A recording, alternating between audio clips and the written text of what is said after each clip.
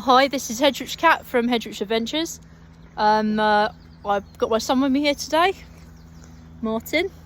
Hi. So he's going to be helping. Foraging.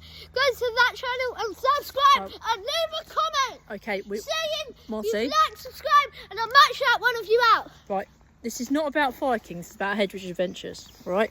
So today we are in the first week of February and we're going to be looking at Hazel Catkins. Which is something really tasty that you can eat them, and we're going to be showing you how.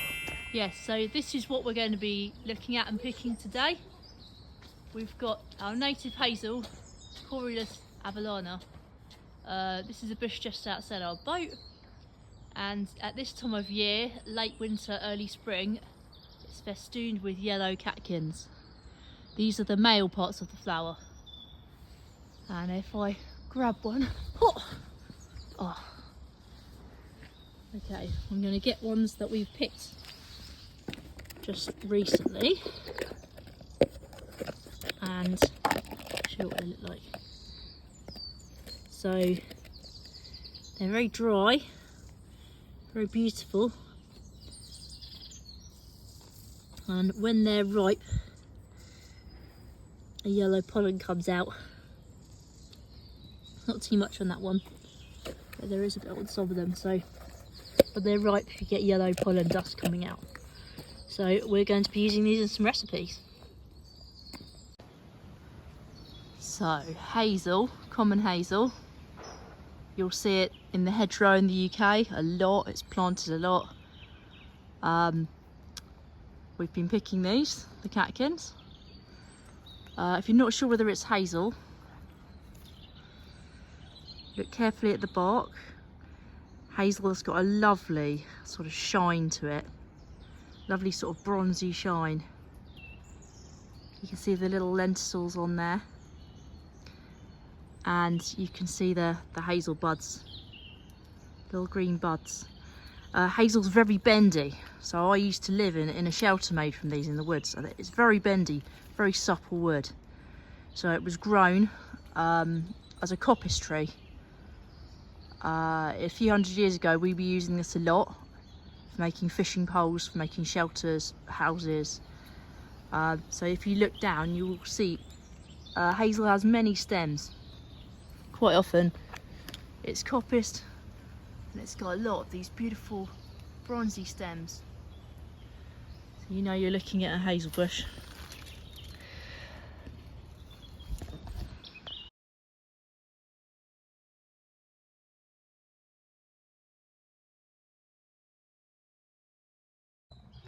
So please excuse the grubbiness of this container, but they look very much like they did when they were fresh, but they're very crispy. So these are full of lovely pollen. You can still see that lovely yellow pollen in them. And they're crispy enough so that what I've been doing here is giving them a good old crunch. And you can make something that's very like oatmeal or flour. So the next thing I'm going to do is make some cakes or some biscuits with this. These I want to leave as they are because I'm thinking I really like the shape of them, and adding them to something savoury with that lovely shape and the lovely texture, that'd be a good idea too. So we'll get back soon. Okay, so I've tried two different things here. So this one's the savoury. I've put 1/4 teaspoon of cumin and 1/2 teaspoon of herbs de Provence. Just a bit of a weird combination, but there you go. I kind of felt like that. Love my Indian flavours. So I've just been frying this in a bit of sunflower oil with all the spices. Couple of minutes till it's gone golden brown, really dry and crispy. I've tasted it. It's really nice, but obviously it is very dry, so it needs to go on something or with something that's a bit more moist. So what I'd like to do with it is you could either put it in a stew, but then you lose the lovely crunch, or roll some fish, some chicken or some tofu in it, and I think that would go really well. So So I've just cut a few cubes of avocado out here, out of half an avocado that I had. Rolled them in the herb de Provence, the cumin and the sunflower oil. That's the oil I've got. You can use a posher oil if you have it.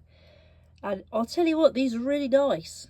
I'm really looking forward to eating these with some noodles later. They're really tasty. It's got, the avocado gives it the moisture that it needs, and the Hazel catkin with the spice, it gives it that crunch and the protein, and yeah, they go really well together. Right, I'm gonna roll a few more of those up and I'll show you what it looks like at lunchtime. Over here we've got slightly burnt Hazel catkin cake. The honey, it's taking quite a long time to dry out, so I'm going to leave it for a bit and see what happens. But the sweetness, the honey or the sugar, apparently that helps unlock the proteins out of the Hazel catkin. So it's quite an important thing to do, to put these with sugar or honey and cook them. So I hope we'll be able to access all of the nutrients that the Hazel catkin provides.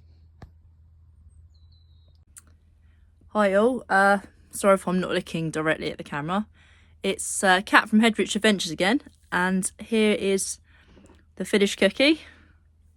Only slightly burnt. My grill is a bit dodgy. I'll probably use an oven next time. So yeah, it's actually hardened, so I left it for 5 minutes and it's hardened into a cookie consistency.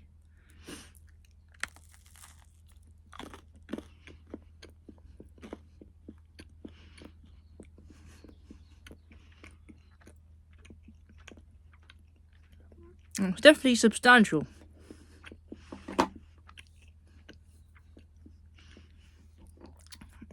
Quite chewy.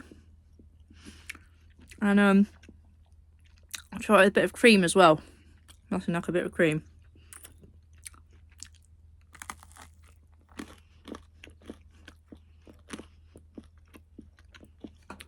I mean, that's a really good survival food.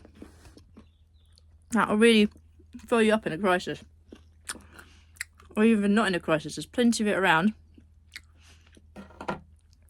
Take a small amount from every bush.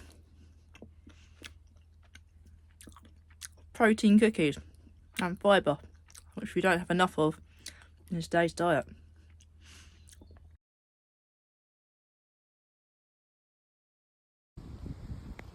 So here we've got some chickweed, Stellora media.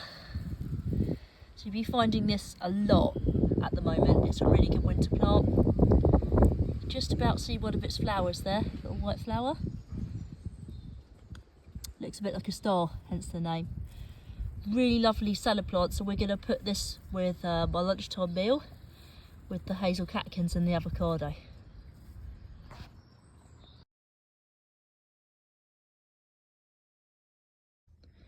Welcome back, fans. I've got some just plain rice noodles.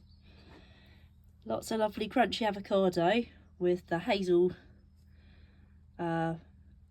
catkin crunch and the spices, and some chickweed from my garden, and I've just put a bit of cider vinegar on that. I wanted to put lemon juice, but I've run out. Lemon juice would also be good. Put that on top. I've already sorted through and got rid of all the slightly scurvy bits. And now, time for lunch. There you go. Second Hazel catkin wild food meal.